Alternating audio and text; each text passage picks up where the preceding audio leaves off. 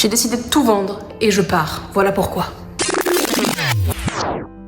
Alors d'abord, ma décision, elle n'est pas ni impulsive, ni prise par fuite. Elle est simplement prise par respect pour moi-même et de manière à pouvoir complètement m'aligner.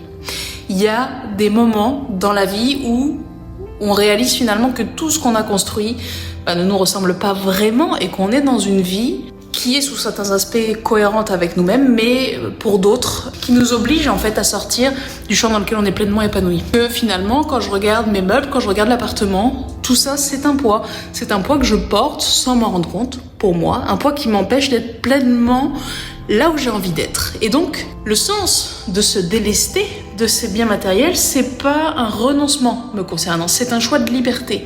La liberté de pouvoir me déplacer, la liberté d'être présente là où la vie m'appelle, d'aller rencontrer, explorer, partager.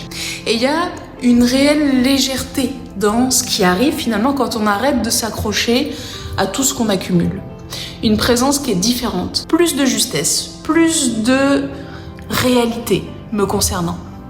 Alors je pars. Ce que je sais, c'est que il y aura une retraite en Bretagne en octobre, puis une retraite en Thaïlande en novembre, et ensuite direction la Guadeloupe en janvier. La liberté pour moi c'est ça. Et l'essentiel ne tient pas dans les objets.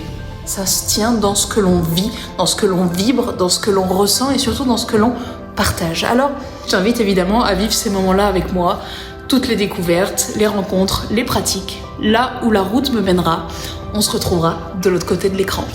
Bye bye.